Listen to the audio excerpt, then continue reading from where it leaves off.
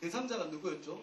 사내들인 공회의 사람들이었습니다. 사내들인 공회 앞에서 하는 설교였습니다.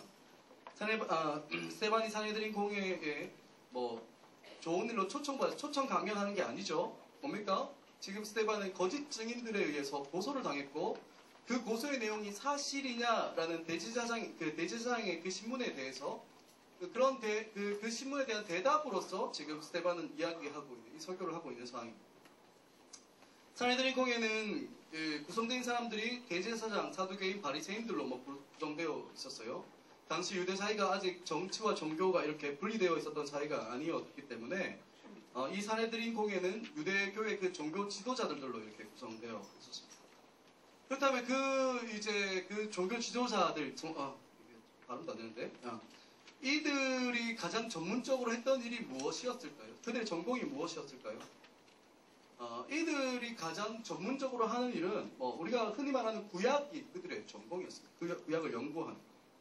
그들이 그 조상적부터 물려받은 율법과 그것을 발전시켜서 세분화시키고 현실화시키고 구체화시켜 놓은 그 장로들의 유전이라는 거, 그리고 하나님의 그 언약 백성으로서의 이 자부심이 가득한 그들의 역사, 이런 것들을 연구하고 공부하고 했던 것이 그들의 전공이었고, 그것들을 활용해서 사람들을 가르치고, 거기서 어떤 원칙을 찾아서 이렇게 정책을 결정하고, 하여튼, 그렇습니다.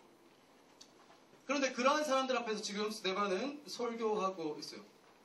그런데 가장 먼저 이야기를 꺼내들었던 사람이 아브라함이었죠. 영광의 하나님이 아브라함을 찾아오셔서 그를 불러내고 그에게 언약을 주셨다는 중요한 내용을 다루고 있었습니다.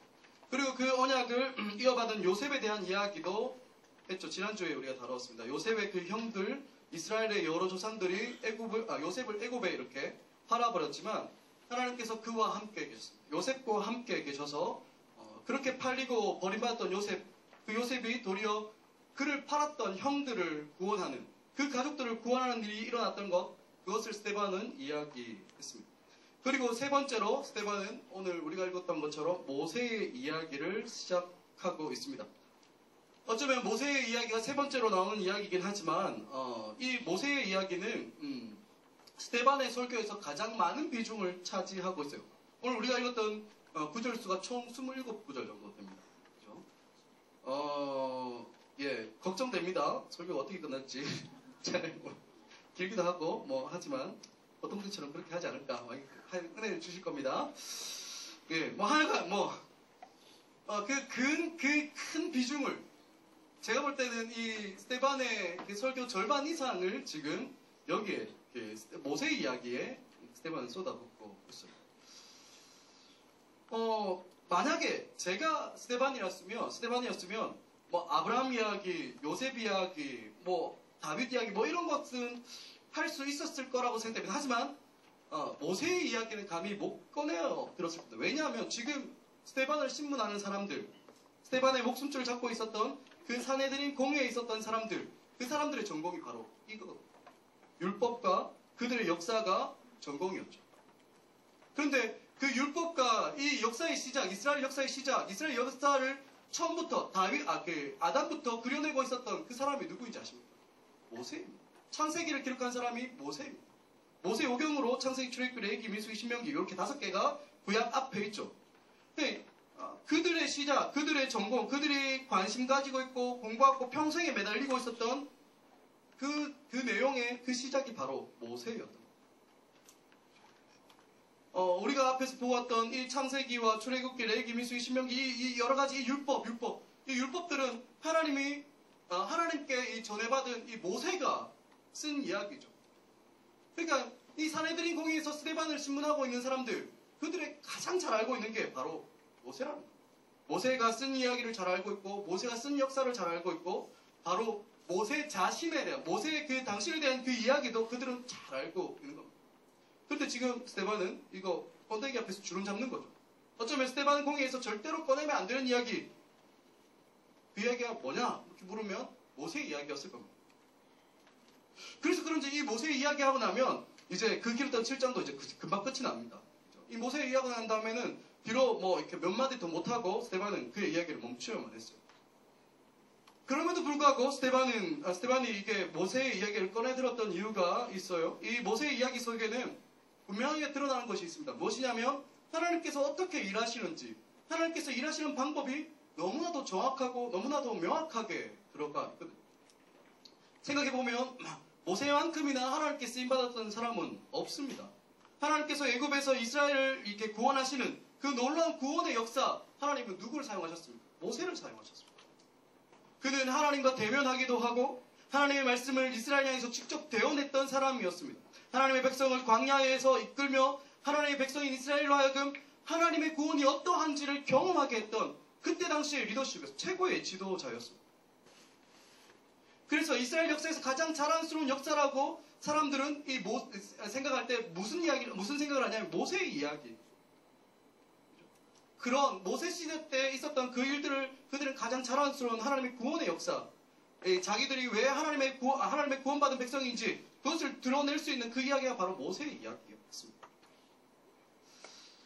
그렇기 때문에 이제 스데반은 이렇게 그 모세의 이야기를 꺼내 들었어요. 하지만 그것만으로 충분하지 않아요. 또 다른 이유가 있는데 모세를 통해서 하나님의 그 구원의 역사가 강력하게 일어난과 동시에 뚜렷하게 드러난 것이 하나 더 있습니다. 그것이 뭐냐면 하나님을 인정하지 않고 하나님을 거절하던 이스라엘의 죄된 모습이 그와 동시에 뚜렷하게 드러나고 있습니다. 모세의 스토리 속에. 그 시기에 이스라엘 백성들은 하나님을 경험하였습니다. 하나님의 강력하고 뚜렷한 하나님의 일하심을 분명하게 경험하였음에도 불구하고 하나님의 말씀을, 하나님의 사람을, 하나님을 거스르고 배반하고 거절했던 그 이야기가 바로 이 모세의 이야기라는 겁니다. 그런데 지금 이 스데반이 이야기하고자 하는 것 무엇입니까? 하나님의 역사를 거절하는 이스라엘의 이야기를 하면서 지금 스데반 앞에 있었던 그 사내들인 공회와 유대인들도 그들과 그들의 조상과 다를 바 없다는 것을 이야기하고 있는 중이죠. 태초에 계셨던 그 말씀, 곧 하나님이 자기 땅에 왔지만 예수 그리스도로 하나님이셨던 그 예수 그리스도가 이 땅에 왔지만 자기 백성이 영접하지 않는 그들의 조상과 똑같이 여전히 하나님을 거절하는 하나님이신 예수를 잡아 죽인 그들의 죄를 보여주고자 하는 것이 스데반의 의도였습니다. 그래서 스데반은 이 모세 시대의 이야기를 굳이 꺼내드는 거예요. 그래서 이 이야기를 길게 설명하기 시작합니다. 그 이야기의 시작은 이렇게 시작하죠. 17절에 보면 하나님이 아브라함에게 약속하신 때가 가까우매, 하나님이 아브라함에게 약속하신 때가 가까이 되었다고 이야기합니다. 하나님께서 아브라함에게 약속하신 것이 무엇입니까? 이 땅을, 이 가나안 땅을 아직 자식도 없는 아브라함과 그의 아브라함의 후손에게 소유로 주신다는 것, 이 두 가지였습니다. 그죠? 아들을 자식이 없는 아브라함에게 자녀와 그 후손을 주신다는 것과 그리고 이 땅 가나안 땅을 그들에게 주시겠다. 이 두 가지였습니다.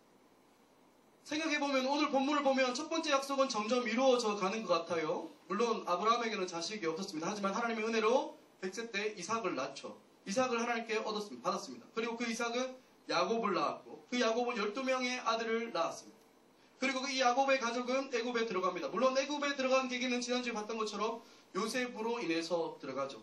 이스라엘의 여러 조상들이 요셉을 시기해서 애굽에 팔았지만 그죠? 하나님께서 그와 함께 계셨죠. 그래서 요셉을 팔려갔던 그 종된 요셉을 애굽과 그 바로의 집의 통치자로 세우셨습니다. 그리고 그 후에 기근이 들면서 애굽에 팔려온 요셉을 통해서 야곱과 또한 그 요셉의 형제들, 그 친척들을 다 구원하는 역사가 그들 가운데 있습니다. 그래서 그 친척인 요셉의 친척인 야곱의 자녀들과 그의 식솔들이 총 75명이 애굽으로 내려가면서 애굽에서 정착하게 되었습니다. 그리고 많은 시간이 지났습니다. 그 시간이 지나는 동안에 이스라엘 백성들은 큰 무리를 이루었습니다. 그런 걸 보면 큰 무리가 되었다고 하니까 하나님께서 아브라함에게 약속했던 그 한 가지, 그 둘 중에 한 가지는 이루어졌다고 생각해도 괜찮을 것 같아요. 그런데 그 많은 무리를 이루며 애굽에서 살았던 사람들은 하나님의 약속이 이루어지고 있다고 생각할 수 있었을까?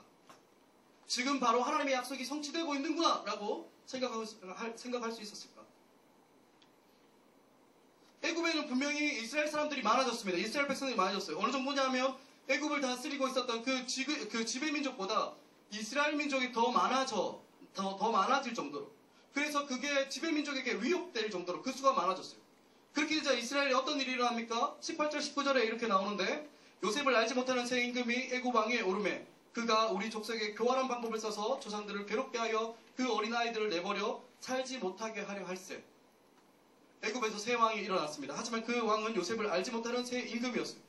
새 바로였습니다. 요셉이 애굽에서 어떤 일을 하였습니까? 하나님의 지혜와 은총을 주셔서 애굽에서 애굽과 애굽의 온 집의 통치자로 세웠던 사람이죠. 그런데 그 일을 모르는 사람이 애굽의 왕, 새로운 왕조가 그 안에 세워졌다는 거죠. 단순히 그 사건을 몰랐다 정도로 해석할 수도 있지만 그 사건, 요셉이 했던 그 일, 요셉이 애굽을 구원하고 요셉이 얼마나 애굽에 큰 영향력을 미쳤는지, 그죠? 그 사건에 대해서 적극적으로 무시하였다라고 이렇게 해석할 수도 있어요. 새로운 왕이 애굽에 일어났지만 자기 민족보다 피지배 민족이었던 이스라엘 백성들이 더 많은 것을 보고 위협을 느끼는 거예요. 그래서 요셉을 무시하기 시작합니다. 그 수가 애굽의 지배 민족보다 더 많아졌고 더 강해졌기 때문에 혹시 애굽에 위기가 처했을 때, 이방인들과 또 다른 나라와 전쟁하고 있을 때 이들이 이스라엘이 배반하고 나로 도망갈까 싶어서, 아니면 다른 나라와 이렇게 적군과 이렇게 내통할까 싶어서 그게 두려웠던 거죠. 그래서 새 바로는, 이 새 임금은 어떻게 합니까? 교활한 방법으로 이스라엘을 괴롭힙니다. 감독들을 이스라엘 민족 위에 세우죠. 그리고 무거운 짐을 지워서 괴롭게 합니다. 그 내용으로는 바로를 위하여 국고성 비동과 람셋을 건축하게 하였다라고 이야기하죠.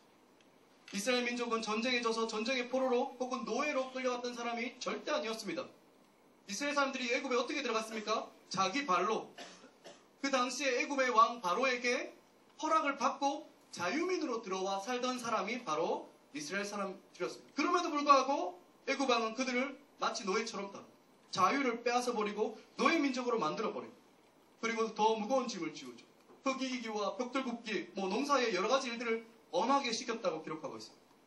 하지만 그렇게 학대받으면 학대받을수록 어떻게 됩니까? 이스라엘은 더 많은 수, 더욱더 번성하여 그 수가 많아집니다.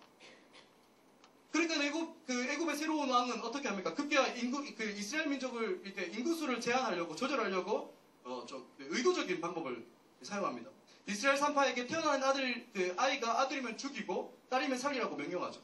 그런데 그 정책이 먹혀들지 않습니다. 그래서 어떻게 합니까? 애굽의 바로는 이스라엘 사람 중에 아들이 태어나면 나일강에 던져 죽이라고 해요. 그냥 너희들이 죽이거나 이렇게 나오면서 그렇게 하지 말고 나오면 그냥 나일강에 그냥 던져버리라고 해요. 이스라엘 자손은 지금 하나님께서 아브라함에게 약속하셨던 것처럼 많아졌습니다. 그런데 이러한 상황, 무거운 부역과 자기의 아들을 강에 던져 죽여야만 했던 그러한 상황에서 이스라엘은 하나님의 약속이 성취되고 있다고 말할 수 있었을까? 물론 하나님은 아브라함에게 400년 동안 다른 땅에서, 다른 나라에서 너희가 나그네처럼 살아가게 될 것이라고 이야기를 했습니다. 하지만 그 아브라함의 후손들에게 400년이라는 그 시간 동안 하나님은 어떤 분이었을까요? 약속을 이루시는 분이었을까요? 어쩌면 하나님은 침묵하고 계시는 분이었을 겁니다. 성경의 첫 번째 책이 창세기입니다. 그리고 그 다음에 나오는 책이 출애굽기죠. 잘 아실 겁니다. 우리가 볼 때는 책 한 장, 창세기와 출애굽기 사이에 뭐 있습니까? 한 페이지 있습니다. 한 장이 들어있습니다. 하지만 이 시기에 이스라엘 사람들 어떻게 느낄까요? 요셉과 모세의 사이입니다.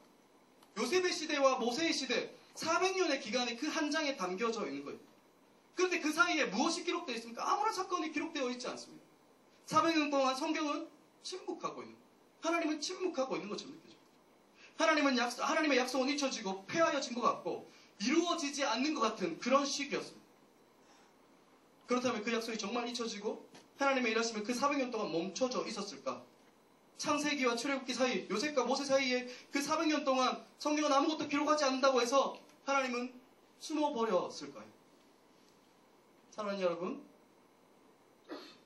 절대 그렇지 않습니다. 하나님은 분명히 일하고 계셨습니다. 34절을 우리 함께 봤으면 좋겠는데요. 34절 우리 같이 읽겠습니다. 같이 읽습니다. 시작. 내 백성이 애굽에서 괴로움을 받음을 내가 확실히 보고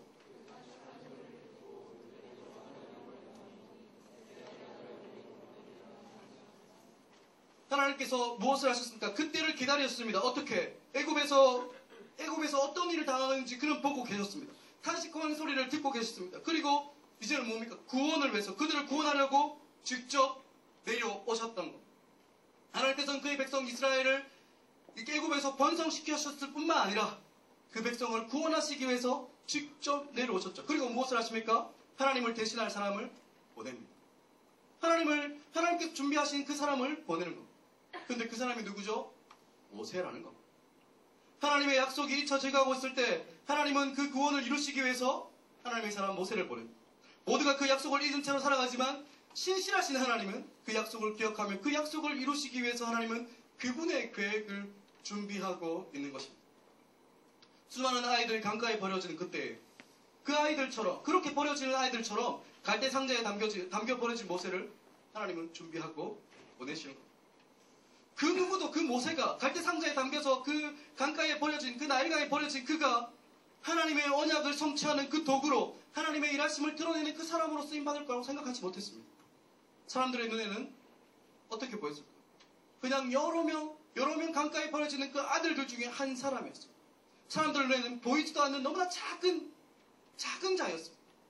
하지만 그렇게 사람들이 인식하지조차 못하는, 사람들의 눈에 보이지 않는 너무나 작은 일을 하나님은 시작하고 있는 것입니다. 오늘 우리가 하나님의 역사를 바라볼 때 우리를 어렵게 하는 것이 바로 이러한 하나님 나라의 속성입니다. 하나님 나라의 일은 우리가 볼 때 너무나 작은 일, 너무나 작은 출발을 가지고 있는 것이 보편적입니다. 이스라엘 사람들이 다 노예 생활을 하고 있고 남자아이들은 태어나는 대로 다 강가에 버려지는 그 상황에서 너무나 작은 시작, 모세가 태어나는 것. 자기 생명도 하나 돌볼 수 없는 그 연약한 모습으로 태어나는 것. 사랑하는 여러분, 하나님의 일하심은 이렇게 작은 것에서부터 시작하는 겁니다.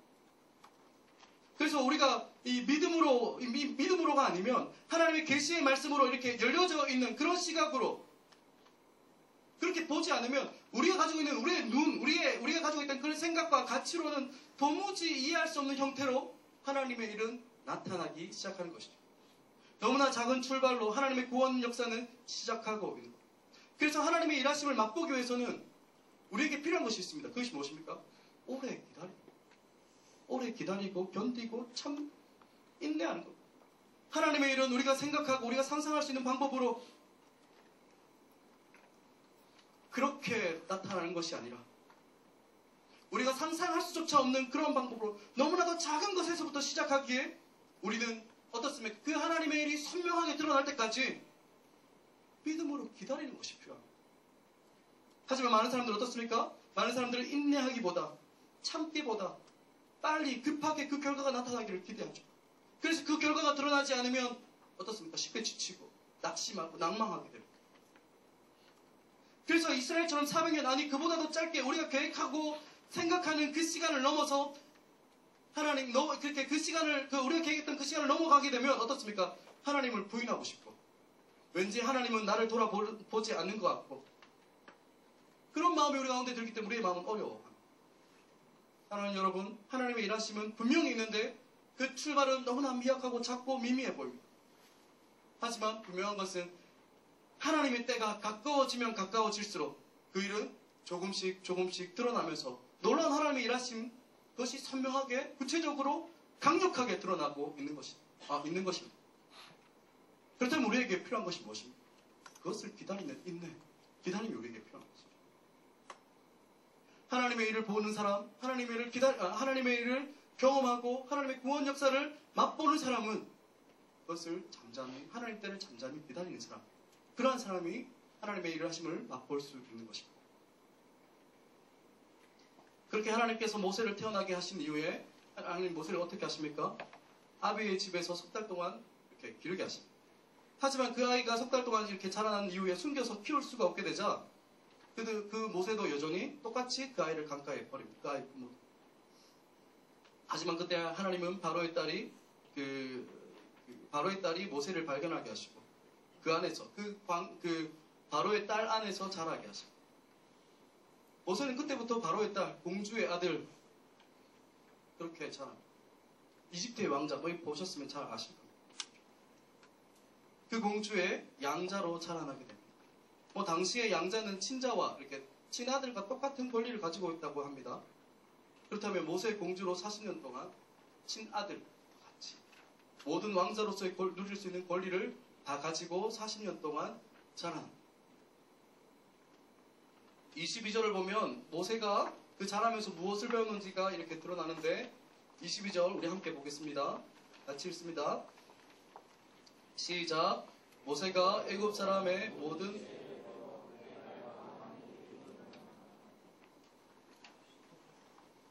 모세는 바로의 딸, 바로의 그 공주의 아들로 이렇게 자라면서 그 특권을 누리면서 많은 훈련과 교육을 받게 됩니다. 애굽 사람들이 가지고 있었던 모든 지혜, 지금도 이집트 문명을 이렇게 연구하다 보면 많은 사람들이 놀란다고 하죠. 그 지혜와 또한 말하는 것과 그리고 하는 일에 능하게 잘 할 수 있도록 교육을 받습니다. 그렇게 자라다가 나이가 40이 되자, 40이 되자 어떤 생각을 하게 됩니까? 그 형제 이스라엘 자손을 돌볼 생각이 그 마음 가운데 들기 시작했습니다. 나이 40에 하나님의 감동으로 그는 이스라엘 백성을 돌아볼 생각이 그 마음에 들기 시작했습니다. 이 장면은 히브리서 11장을 보면 그의 마음이 어떤 것인지 잘 기록하고 있습니다. 히브리서 11장 23절에서 26절 좀 길긴 하지만 제가 한번 읽어보겠습니다. 11장 23절 26절 믿음으로 모세는 장성하여 바로의 공주의 아들이라 칭함을 받기를 거절하고 도리어 하나님의 백성과 함께 고난받기를 잠시 죄악의 낙을 누리는 것보다 더 좋아하고 그리스도를 위하여 받는 수모를 애굽의 모든 보화보다 더 큰 재물로 여겼으니 이는 상 주심을 바라봄이라. 이 말씀을 보면 분명히 드러나는 게 있습니다. 이것은 뭐냐면 드러나는 게 뭐냐면 모세가 이스라엘 백성을 돌아보기로 한 것은 단순히 내 민족, 내 핏줄 뭐 그렇게 그것을 돌봐야 된다라는 그런 정서적인 마음에서 시작된 게 아니라고 분명히 알 수 있습니다. 그러면 그 모세가 가졌던 그 마음은 무엇입니까? 믿음의 선한 결단으로 시작되는 겁니다. 믿음의 결단. 공주의 아들이라 칭함을 받고 바로의 공식적인 그 왕위 계승자 중에 한 사람으로 살아갈 수 있었습니다. 하지만 자기 백성 이스라엘과 함께 고난받고자 하는 그 강력한 선한 부담감. 하나님이 주시는 그 선한 믿음의 결단으로 그는 자기의 백성을 돌아보고자 합니다. 선한 동기죠. 하나님께서 주시는 귀한 동기, 귀한 마음. 그 하나님께서 주시는 그 마음 때문에, 그 동기 때문에, 그 선한 마음 때문에 모든 것을 다 내려놓고 자기 백성을 돌보고자 합니다. 귀한 부르심입니다. 그렇게 그런 좋은 동기로 모세는 하나님의 일을 시작합니다. 하지만 그 결과는 어떻습니까? 그 선한 동기를 가지고 밖에 나가보니까 때마침 어떤 일이 있었냐면 이렇게 자신이 처리할 수 있을 만한 일을 하나 발견합니다. 이스라엘 사람 중에 한 사람이 원통한 일을 당하고 있는데 그 사람을 보호하여 보호하기 위해서 그 원통한 사람을 위해서 원수를 갚아 그 애굽 사람을 쳐 죽입니다. 그러면서 그는 어떤 마음을 가졌는가? 25절을 보면 이렇게 이야기합니다. 그는 그의 형제들이 하나님께서 자기 손을 통하여 구원해 주시는 것을 깨달으리라고 생각하였으나 그들은 깨닫지 못해요. 모세는 그렇게 애굽 사람 한 사람의 이스라엘 자손을 구원해 주기 위해서 한 사람이 애굽 사람을 이렇게 쳐 죽였습니다. 그러한 모습을 보고 자기가 그렇게 애굽 사람 손에서 한 사람을 구원해 주었으니까 이제 이것이 다 소문에 퍼지면 이제 이스라엘 사람들의 수많은 사람들이 자기를 인정해주고 이제 이스라엘 민족을 구원할 사람으로 자기가 용납받겠다. 이제 환영받을 줄 그렇게 알았습니다. 그리고 그 다음 날이 되었죠. 이 모세가 와서 화해시키려고 너희는 형제인데 왜 서로 해치려 하느냐? 그 싸움을 말렸어요. 하지만 그 사람은 어떻게 이야기합니까? 그 해치려고 했던 그 사람이 모세를 밀어뜨립니다. 그리고 누가 너를 관리와 재판장으로 우리 위에 세웠느냐? 네가 어제는 애굽 사람을 죽은 같이 또 나를 죽이려 하느냐? 이스라엘 사람들은 모세가 생각했던 반응과 너무나 다른 반응으로 모세를 대합니다. 모세는 자기를 통해 이스라엘을 구원하시는 그 하나님의 손을 사람들이 알게 될 것이라고 그런 기대감으로 그 마음 가운데 차 있었습니다. 그렇게 생각했었죠. 그래서 사람들은 어떻게 대합니까? 네가 언제 우리의 관리냐? 우리의 재판장이냐? 대들기 시작합니다. 그리고 더 나아가서는 어제 이스라엘 한 사람을 구원하기 위해서 애굽 사람을 쳐 죽였던 그 일을 이야기합니다. 모세가 저질렀던 그 잘못을 이야기하는 거죠. 어제는 애굽 사람을 죽이더니 이제는 나를 죽이느냐? 모세의 약점을 비집고 들어가서 모세를 협박하는 거예요. 그리고 실제로 출애굽기 2장을 보면 바로가 이 사건을 알게 되어집니다. 애굽 사람을 쳐 죽였던 그 사건을 알게 됩니다. 그것을 바로가 어떻게 알았을까? 이 사실을 알고 있었던 이 이스라엘 사람이 말했을 가능성이 상당히 높다고 성경학자는 추론합니다. 뭡니까? 자기 이스라엘 백성을 위해서 더 섰는데 선한 동기와 선한 부담감으로 가지고 하나님 부르심 때문에 섰는데 이스라엘 사람들은 그를 협박했을 뿐만 아니라 모세를 배반하고 모세를 바로의 손에 팔아버리죠. 사실 모세는 좋은 동기로 이스라엘 돕기로 마음먹었습니다. 바른 동기를 가지고 하나님의 일을 하려고 했어요. 사람들이 하나님의 손을 느끼도록 하나님의 구원을 경험하도록 모세는 그렇게 섬기려고 했습니다. 그런데 어떻게 되었습니까? 사람들은 아무도 안 알아줬습니다. 아무도 알아주지 않았습니다. 사람들은 오히려 어떻게 합니까? 모세의 약점을 붙잡고 협박하죠. 모세는 선한 마음으로 좋은 동기로 하나님의 선한 일을 하려고 하지만 어떻게 해야 됩니까? 실패합니다. 너무나 선한 마음을 가졌는데 실패합니다. 그리고 그 자리에서 쫓겨나다시피 미디안 광야로 도망가야만 했습니다. 좋은 마음 가졌잖아요. 선한 동기로 시작했잖아요. 이스라엘 백성들을 내가 구원해보겠다. 하나님의 손을 이렇게 하나님의 구원하시는 그 손길을 내가 보여주겠다. 뭐 정말 좋은 동기잖아요. 그런데 실패했습니다. 왜 모세가 실패했습니까? 생각해 보십시오. 그는 준비 잘 되었습니다. 우리가 아까 22절을 읽었죠. 그는 애굽의 모든 지혜, 사람들의 지혜를 애굽 사람들의 모든 지혜를 배웠습니다. 그리고 말하는 것과 하는 일에 능통했습니다. 잘 준비되었거든요. 전문성을 갖췄습니다. 무엇인가 큰 일을 할 만하게 배웠습니다. 제가 볼 때는 이게 그냥 모든 사람들이, 애굽 사람, 일반 사람들이 배울 수 있는 그런 것이 아니라 왕으로서 혹은 왕자로서 갖춰야 될 덕목을 갖췄다고 저는 봅니다. 그 말은 뭡니까? 애굽 사람을 다스릴 만한 그러한 일들을 배웠다는 겁니다. 그 말은 그 민족을, 이스라엘 민족도 충분히 잘 이끌 준비가 되었다는 겁니다. 전문성을 갖췄다는 겁니다. 탁월함을 갖췄다는 겁니다. 그리고 게다가 탁월함 뿐만 아니라 무엇이 있었습니까? 동기 또한 좋았습니다. 얼마나 선합니까? 하나님의 손이 나를 통해서 나타났으면 좋겠다. 그런데 실패합니다. 이해되십니까? 그런데 실패합니다. 마음도 좋고 준비도 되어져 있는데 실패합니다. 왜일까요? 왜? 모세는 자기가 섬기고 또 자기가 돌보려고 했던 그 이스라엘 사람들이 어떤 사람인지 전혀 알지 못했기 때문에 그는 실패했습니다. 모세가 섬기려고 했던 이스라엘은 어떤 사람이었습니까? 애굽의 압제 아래서 고통하고 신음하고 힘들어하고 있는 너무너무 불쌍한 그런 언약의 백성, 그 아니었습니다. 모세가 섬겨야 했던 그 백성들은 어떤 사람들이었습니까? 400년 동안 노예로 살았던 사람들, 뼛속 깊은 데까지 노예 근성이 찌들어 있죠. 그래서 나에게 지금 당장의 유익이 아니면 배반해버리고 배신해버리고 누군가의 약점을 잡아서 그것을 가지고 활용하려고 했던, 너무나도 자기중심적이고 처절하게 부패되어 있던 그런 사람들이 이스라엘 사람들이었습니다. 모세는 자기가 가지고 있는 탁월함을 가지고 자기가 가지고 있는 능력을 가지고 그저 애굽의 관리에 한 사람을 쳐 죽이면 모두가 자기를 인정할 것이라고 생각했지만 그가 섬겨야 했던 사람들은 그런 사람들이 아니죠. 그가 섬겨야 했던 사람들은 뼛속 깊이까지 철저하게 노예 근성에 있고 철저하게 자기중심적이어서 다른 사람을 돌아볼 수도 없고 이해할 수도 없는 그러한 사람들이었습니다. 사랑하는 여러분, 우리가 섬겨야 하는 세상, 교회가 섬기고 있는 세상, 어떤 사람들일까요? 우리가 가지고 있는 것 조금 나누어주고 우리가 가지고 있는 좋은 마음과 좋은 동기로 봉사 조금 하고 나면 그들이 하나님을 인정하고 돌아오는 사람, 그런 사람들 아닙니다. 교회가 섬겨야 하고 예수의 제자들이 다루어야 하는 사람들, 어떤 사람들입니까? 단순히 예수님을 모르는데 착한 사람 아니죠. 예수님도 모르고 복음을 듣지 못하는, 그래서 하지만 선하지만 불쌍한 그런 사람. 여러분 자신들 생각해 보십시오. 그런 사람 아니죠. 하나님의 사람, 예수 그리스도의 사람들은 단순히 피상적인 도움과 봉사로 이 세상을 섬길 수 있는 그런 세상이 아닌 겁니다. 계속 깊이까지 그 죄성으로 자기중심적으로 살아가는 것이 이 세상의 원리입니다. 그렇다면 이 세상을 섬기는 방식은 어떤 방식이어야 되겠습니까?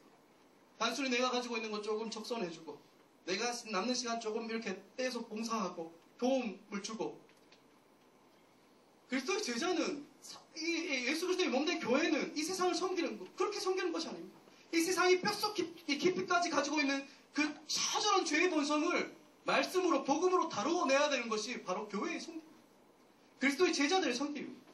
단순히 애굽 병사 몇 명을 쳐 죽이고 종된 이스라엘 백성들을 애굽에서 탈출시키는 그런 정도가 아니라 그들의 죄를 다루어야 되고 그들의 본질을 다루어야 되고 그들의 본성, 하나님을 싫어하는 그 본성, 하나님을 떠나 자기 중심적인 그 본성, 그것을 다루어야 되는 것이 바로 교회의 사명입니다. 여러분들의 사명입니다. 사랑하는 여러분, 우리가 섬겨야 하는, 교회가 섬겨야 하는 사람들 어떤 사람입니까? 교회가 섬겨야 하는 이 시대의 사람들 어떤 사람입니까? 저는 대학부 사역, 대학부나 청년부 사역을 계속해서 해왔습니다. 그리고 앞으로도 해갈 겁니다. 그런데 거기에서 그 사역의 가장 큰 핵심이 무엇인지 아십니까? 소그룹 사역입니다. 소그룹 사역. 우리 GBS 하죠? 뭐 그런 것처럼 소그룹을 만들어서 거기서 소그룹 리더들을 제자 훈련을 통해서 혹은 다른 어떤 프로그램이나 아니면 다른 훈련을 통해서 길러내고 그 사람들을 통해 소그룹에서 사람들을 돌보는 사역이 가장 이 청년부나 대학부에 있어서 가장 핵심적인 사역입니다. 그런데 거기에서 가장 빈번하게 일어나는 오해가 있습니다. 특히 이 처음으로 리더 서는 사람들, 그 처음으로 이렇게 리더로 소그룹을 이렇게 서게 되면 그 첫 쓰는 그 마음 어떨까요? 마음이 막 불타오르겠죠. 불타옵니다. 하나님께 나에게 맡기신 영혼, 막 그 선한 마음, 하나님 나를 부르셨지, 막. 그래서 첫 이렇게 라인업 받아서 그 멤버를 받고 전화번호를 딱 받으면 어떻습니까? 얼굴을 알든 모르든 그냥 연락될 때까지 막 계속 전화하죠. 요즘 그런 사람 없나요? 저는 그랬겠는데. 그래서 그 사람이 예배 나올 때까지 열심히 관심도 갖고 가끔 이렇게 어떻게 합니까? 생각나면 그날 내가 큐티에서 은혜 받고 나면 마음에 새기는 신비가 좀 마음에 들고 이러면 그 뭡니까? 이렇게 문자로 하나 탁 던져주죠.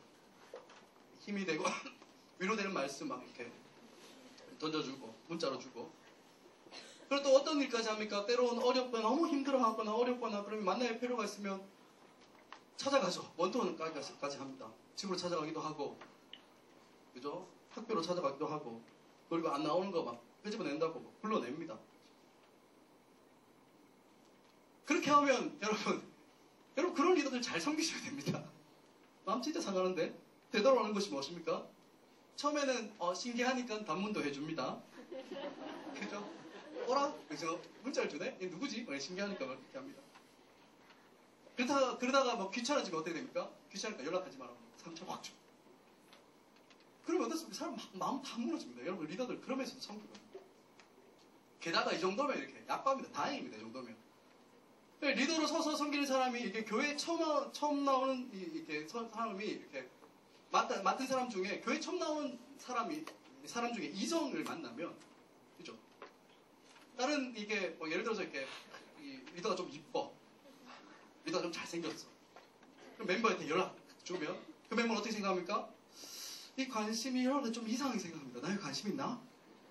내가 좀 매력적이긴 하지 뭐 이렇게 생각해서 그러니까 잘 안 나오고 이러니까 원투원 하자 그러면 데이트 신청인가? 뭐 이렇게 생각하죠. 그래서 같이 이야기도 하고 모임도 하고 막 이렇게 잘 받아줍니다. 페이스북에 막 좋아요 막 눌러주고 막. 그런데 그렇게 자주 만나다 보면 어떤 현상이 발견합니까? 아 이게 나의 착각이구나 이렇게 알게 됩니다. 그렇게 되면 이게 뭐 자기에 대한 이성적인 만남으로 하는 것이라 이렇게 모든 사람에게 이렇게 하는구나. 그래서 그렇게 알게 되면 어떻게 되죠? 떠나버립니다.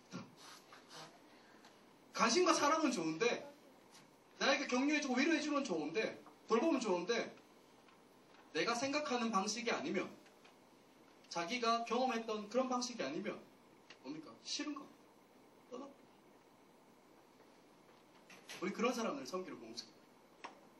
여러분들 그러지 마십시오. 여러분들은 안 할 겁니다. 아마 그랬던 사람들은 이 자리에 없을 겁니다. 저도 대학교 2학년 때부터 저는 대학교 2학년 때부터 리더로 섬겼습니다. 공세에서.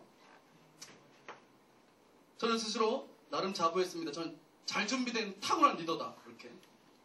왜냐하면 저는 1학년 여름방학 때 누가 뭐라고 이야기해도 예수 그리스도를 인격적으로 만났다. 나의 이 허무한 삶에 찾아오신 그 예수 그리스도 인격적으로 알고 그리고 그 사랑이 너무나 커서 내가 이 사람 어떻게 할 수 있을까 막 그러다가 그래 내가 알고 있는 그 사랑으로 내가 받은 그 사랑으로 다른 사람을 섬겨야 되겠다 그런 생각하고 리더로 섰습니다. 얼마나 좋은 동기입니다. 그렇죠? 게다가 저는 이렇게 막 탁월했던 것 같습니다. 어릴 때부터 성경을 열심히 해서 성경을 열심히 잘 알고 있었거든요. 제가 이래봬도 제 4대째 신앙을 가지고 있습니다. 선교사 우리 할아버지가 선교사님 이렇게 받아서 그 증조 할아버지죠. 증조 할아버지가 와서 고조 할아버지를 배심시키고 사돈이 8천까지 다 얼마나 많이 알았겠어요. 그리고 성경고사대에 나가면 뭐 1등 못해도 2등, 3등 막 이렇게 하고 막 그죠? 1등 못해왔습니다. 예. 그죠? 탁월했던 것 저는 생각합니다. 그죠? 네. 얼마나 좋은 동기입니다. 내가 받은 사랑 전해야 되겠다. 게다가 저는 분명한 확신도 있었습니다. 왜냐하면 제가 2학년 때부터 섬겼는데 2학년 2학기 때부터 섬겼는데 2학년 1학기하고 2학기 그 사이 여름방학 때 성교한국 여러분들 다녀오신 분들 있을 겁니다. 성교한국을 다녀왔거든요. 저는 그 성교한국 96년도 성교한국이 제 인생을 바꿔놓는 그런 대회였습니다. 거기에서 제가 내 인생을 어떻게 살아야 되는지 알게 됐거든요. 거기서 받은 이렇게 말씀을 받는다고 얘기하죠. 평생에 내가 붙잡는 말씀 뭐 이런 거 제가 거기서 받았어요. 지금도 제 삶을 지탱하고 있는 그 말씀인데 창세기 12장에 나오는 말씀. 제가 아브라함을 좋아하는 이유가 바로 이것 때문입니다. 그때 기도하면서 또한 하나님께서 내 마음 가운데 주시는 말씀이 뭐냐면 내가 너로 큰 민족을 이루고 내가 복을 주어 내 이름을 창대하게 하리니 너는 복이 될지다.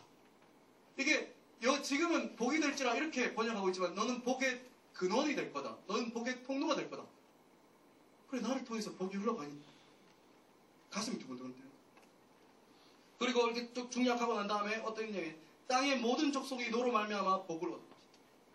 나 때문에 사람들이 복을 얻게 된다. 나 때문에 예수 그리스도를 아는 그 일들이 일어나게 된다. 땅의 모든 족속들이.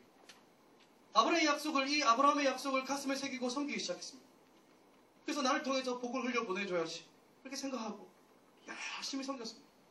군대 가기 전까지 3학년 1학기 마치고 군대 갔었는데 2개의 소그룹을 맡았어요. 학교에서 하나, 교회에서 하나. 2군데 다 섬겼어요. 그런데 열심히 섬겼어요. 성경을 열심히 했는지 모르겠지만 그러니까 그 필요가 있으면 만나고 원투원하고 그때는 핸드폰이 없었거든요. 삐삐 이런 거 있죠. 빨리빨리 오라고 뭐 빨리빨리 붙여주고 5842 5842 뭐 이런 거 막 해주고 하여튼 뭐 이렇게 막 해주고 잘 섬겼습니다. 제가 볼 때 너무 잘생겼습니다. 그리고 군대를 딱 제대하고 딱 돌아왔는데 공세 돌아왔는데 그 교회 돌아갔는데 와보니까 아무도 없는 거예요. 들어보니까 교회를 떠났다 뭐 이런 이야기 듣고 모두가 주를 부인했다 이러면서 얘기 듣고 여러분 우리가 섬기는 사람이 이런 사람들입니다. 시간을 쏟아붓고 얘를 쏟아부어도 사랑하는 여러분 교회가 성도가 예수 그리스도의 제자들이 섬기는 이 세상은 이러한 사람 아무리 좋은 마음 가지고 아무리 좋은 내가 훈련받은 것 가지고 잘 전달해줘도 정말 변화되기 어려운 사람들이. 그래서 어쩌면 이 세상을 섬길 때 바른 동기, 좋은 마음, 탁월함 뭐 이런 것만으로 섬길 수 있는 그게 가능한 것이 아니죠. 우리가 섬겨야 하는 이 시대에, 이 세대의 이 본질을 우리는 꿰뚫어 봐야 하는 거예요. 우리가 가지고 있는 동기만 바르고 선한 마음이면 충분하다 생각하는 건 우리의 오해, 착각이죠. 그렇다면 이러한 세상을 어떻게 섬겨낼 수 있는가? 어떻게 섬겨낼 수 있는가? 하나님께서 그렇게 이스라엘에게 거절받았던 그 모세 어디로 보냅니까? 미디안 강야로 보내십니다. 미디안 강야에 미디안 강야를 이렇게 보내시죠. 모세를. 그리고 모세는 거기에서 무엇을 합니까? 성경에서는 정확하게 이렇게 나오지 않았는데 이게 오늘 본문에 나오지 않는데 거기서 뭐 다른 거 한 게 아닙니다. 양치기 했습니다. 양치기. 실컷 40년 동안 애굽의 궁궐에서 바로가 배우고 왕자들이 배웠던 것들 40년 동안 실컷 배웠습니다. 말도 잘해요. 하는 일도 능해요. 애굽의 모든 계산법이 다 통달했어요. 왕자로서 배운 것을 누구에게 적용하고 있죠? 양들에게 적용하고 있는 거예요. 양들에게 막 말하고 있고 양들에게 막 이렇게 이끌고 있고 뭐 그러고 있는 거예요. 그는 한민족을 이끄는 걸 꿈꾸었습니다. 내가 이 민족을 섬기면 이들이 변화될 것이다. 꿈꾸었습니다. 그런데 지금 어떻습니까? 하나님 미디안으로 보내시니까 그는 양떼를 이끌고 있어요. 하나님께서 낮추시는 거죠. 하나님께서 낮추시는 거죠. 그가 40년 동안 했던 게 무엇입니까? 처절하게 자기가 깨어지는 겁니다. 자기가 가지고 있는 게 별만 쓸고 있는 게 아니구나. 깨어지는 겁니다. 철저하게 깨어져요. 그는 그곳에서 어떻게 살았습니까? 그 미디안 광야에서 나그네가 되었습니다. 나그네에서 아들을 낳았죠. 아들의 이름은, 모세의 아들의 이름은 게르솜이라고 하는데, 게르솜의 뜻이 뭐냐면 내가 타국에서 나그네가 되었습니다. 모세의 정체성은 뭐였습니까? 나그네 아니었습니다. 왕자였습니다. 왕위 계승서열 1위, 1위는 아닌 것 같고 한 2위 정도 되는 그런 사람이었을 겁니다. 그런데 그의 정체성이 바뀌어버리고 깨져버리고 그 왕자로서의 가지고 있던 민족을 이끄는 그 사람, 그 정체성 완전 깨져버리는 거예요. 나그네로 살아가기 시작합니다. 뭡니까? 하나님께서 그 미디안 광야에서 그를 다루십니다. 40년 동안 하나님은 그렇게 모세를 다루십니다. 그러자 그렇게 40년이 이렇게 이르자 하나님께서는 그를 시내산으로 그렇게 다루신 후에 시내산으로 부르시죠. 그리고 33절을 보면 하나님께서 그를 만나주십니다. 33절 보면 그가 이렇게 하나님께서 그를 부르시는데 주께서 이르시되 내 발의 신을 벗으라. 네가 서 있는 곳은 거룩한 땅. 그의 하나님께서 그를 만나주시는데 그가 서 있는 곳이 어떤 땅이었습니까? 거룩한 곳이었습니다. 거룩한 땅. 그는 무엇을 하고 있었습니까? 그 미디안 광야에서 양치고 있었습니다. 양치고 있다가 하나님 만났어요. 양치고 있어요. 그런데 양치고 있다는 것을 단순한 일상으로 볼 수는 없어요. 아까 제가 농담처럼 얘기했죠. 왕자로서 배운 것들을 양들에게 적용하고 있었대요. 무슨 이야기입니까? 내가 가지고 있는 것이 아무것도 아니라는 사실을 인정하고 있던 그 순간이었습니다. 내가 뭔가 가지고 있었던 그 탁월함, 그거 아무것도 아니구나. 그것을 발견했던 그때였습니다. 다른 말로 이야기하면 자기 부인이죠. 자기를 철저하게 부인하고 내가 깨어지는 그때, 그것이 바로 하나님께서 부르신 거룩한 곳이라고 이야기합니다. 사랑하는 여러분, 하나님께서 우리를 부르실 때 마찬가지입니다. 하나님께서 우리를 사용하시고 쓰시고자 우리를 부르실 때 어떤 것입니까? 우리가 탁월하게 우리의 전문성을 잘 개발하고 난 다음에 내가 높은 자리에 딱 섰을 때 하나님 우리를 부르실 것 같습니까? 아닙니다.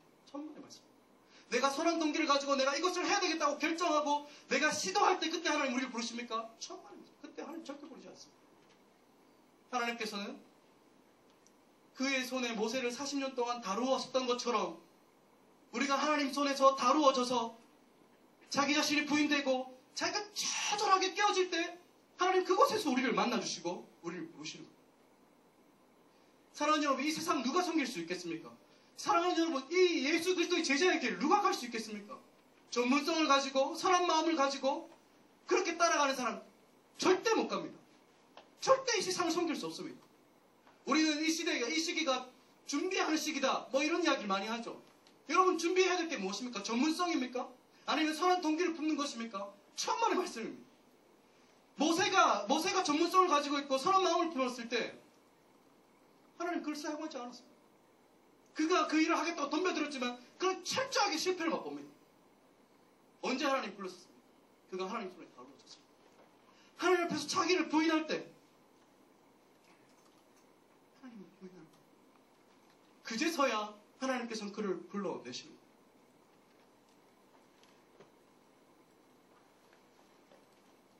그는 어디까지 자기를 부인합니까?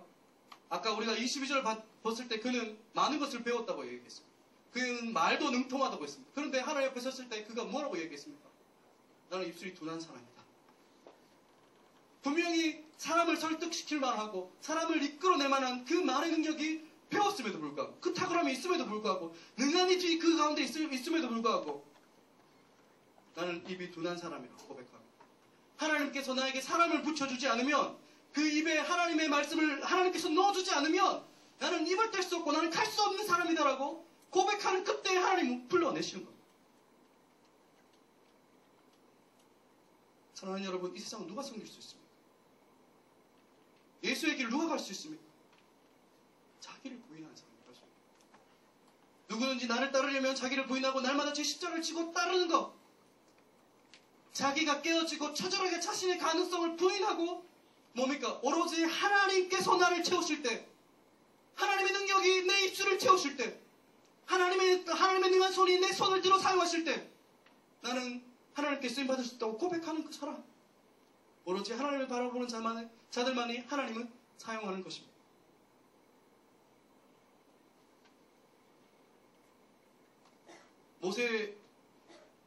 모세가 처음 40년은 궁전에서 훈련받는 데 사용되었습니다. 하지만 그때 하나님 사용하지 않았습니다. 하나님은 그 이후 40년이 더 지나서 그가 배운 것조차 부인할 때, 자기가 가지고 있는 것조차 포기해버리고 내가 하나님만 바라봅니다 라고 고백하는 그때 하나님께서 모세를 사용하시죠. 하나님은 모세의 두 번째 40년 80세가 될 때까지 하나님께서 모세를 그렇게 다루시는 데 사용하십니다. 그래서 하나님은 그를 다시 이스라엘로 보냅니다. 이스라엘 백성들에게 보냅니다. 이스라엘은 모세를 향해서 뭐라고 이야기했습니까? 누가 너를 관리와 재판장으로 세웠냐고 거절했던 민족이었습니다. 그런데 하나님은 그 모세를, 하나님 손에 다루어진 그 모세를, 자기를 부인하며 하나님께 나아가는 그 모세를 이스라엘의 관리와 속량하는 자로 다시 보내시고, 그래서 그를 통해서 어떤 일이 일어났습니까? 애굽에서 10가지 재앙을 통해서, 10가지 재앙이 그 가운데 모세의 손을 통해서 그 가운데 부어져. 그래서 애굽에서 탈출하는, 애굽에서 하나님께서 그를 구원하시는 그 현장에 하나님께서 세우셨습니다. 그리고 어땠습니까? 홍해를 갈라버렸습니다. 광야에서 40년 동안 모세오경 이만큼 내는데 거기에 나타나는 그 표적과 기사, 모세의 손을 통해서 하나님 일하셨습니다. 또한 하나님과 대면하여 하나님의 말씀을 듣고 이스라엘에게 알려주었던 그 일, 하나님께서 그렇게 사용하십니다. 언제? 그의 자아가 떼어지고 자기가 부인되어지고 날마다 그의 십자가를 지고 따라가겠다고 고백하며 서 있을 때, 하나님께서 섰을 때 하나님께서 사용하십니다.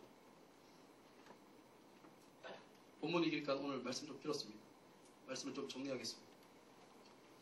하나님의 일하심은 어떠합니까? 그 시작은 미미합니다. 하지만 인내하고 기다릴 때 우리는 분명히 그 일하심을 볼 수 있습니다. 그 일하심은 우리 같은 작은 한 사람을 준비하는 것에서 시작합니다. 하나님께서 준비해낸 사람은 그 하나님의 일을 기다리는 인내한 마음 가져요. 또한 하나님께서 우리를 불러내시고 우리에게 선한 동기를 주십니다. 선한 마음을 주십니다. 하지만 이 두 가지로는 안 됩니다. 이 두 가지로는 될 수가 없습니다. 왜? 이 시대는 그런 것들 가지고 섬겨낼 수 있는 시대가 아닙니다. 그 선한 동기로 우리가 할 수 있는 섬김과 봉사, 그 피상적인 섬김으로 이 시대를 섬겨낼 수 없습니다. 분명한 것은 선한 동기 있어야 됩니다. 그리고 그 부르심이 확인되어야만 합니다. 하지만 이 시대를 섬기기 위해서 우리에게 필요한 것은 우리 가운데 이렇게 드러나는 부분들이 딱 드러나가야 한다. 하나님 앞에서 다루어져야지 그때 사용되어질 수 있다. 쓰임받을 수 있다. 자아가 깨어져요. 자기를 부인하는 것, 자기 자신을 부인하고 십자가를 지며 살아가는 것. 지금까지 살아오고 지금까지 가지고 있었던 그 기준으로 자기 자신을 바라보는 것에서 벗어나는 것을 이야기합니다. 나는 죽고 예수 그리스도가 그 심장에 살아있는 자들이 이 시대를 섬길 수 있는 것입니다. 이 시대를 누가 섬길 수 있겠습니까? 나는 예수와 함께 십자가에 못 박혔고, 그래서 이제는 내가 사는 것이 아니라 내 안에 예수가 살아있어서, 정말 내 안에 살아있는 것은 내가 아니라 더 이상 내가 아니라 예수가 살아있어서 나를 사랑하사 나를 위하여 자기 자신을 버리신 하나님의 아들을 믿는 그 믿음 때문에 내가 살아가고 이 땅을 섬길 수 있다고 고백하는 그 자들이 이 시대를 섬길 수 있는 그리스도의 제자입니다. 그러나 여러분, 이 마음을 품으시고 갈라디아서 2장 20절에 이렇게 고백합니다. 내가 그리스도와 함께 십자가에 못 박혔나니 그런즉 이제는 내가 사는 것이 아니요 오직 내 안에 그리스도께서 사시는 것이라. 이제 내가 육체 가운데 사는 것은 나를 사랑하사 나를 위하여 자기 자신을 버리신 하나님의 아들을 믿는 믿음 안에서 사는 것이다. 여러분, 우리가 이 시대를 살아갈 수 있는 방법은 우리의 탁월함을 잘 갈고 닦아서 살아갈 수 있는 것도 아닙니다. 선한 마음과 동기 그렇게 살아갈 수 있는 것도 아닙니다. 언제 우리가 살아낼 수 있습니까? 내가 예수 그리스도와 함께 십자가에 못 박혔다고 고백하고, 이제 그래서 내가 사는 것은 내 안에 사는 것은 내가 아니라 예수 그리스도가 내 안에 사는 것이고, 내가 이렇게 살아가는 이유는 나를 사랑하사 나를 자기 자신을 버리신 하나님의 아들을 믿는 믿음 때문이라고 고백하는 그 기자가 하는 통에 준비된 사람인 줄 믿고 여러분 그렇게 하나님께 준비되시고 쓰임 받으시길 저희 소망합니다. 우리 말씀을 가지고 좀 기도했으면 좋겠습니다.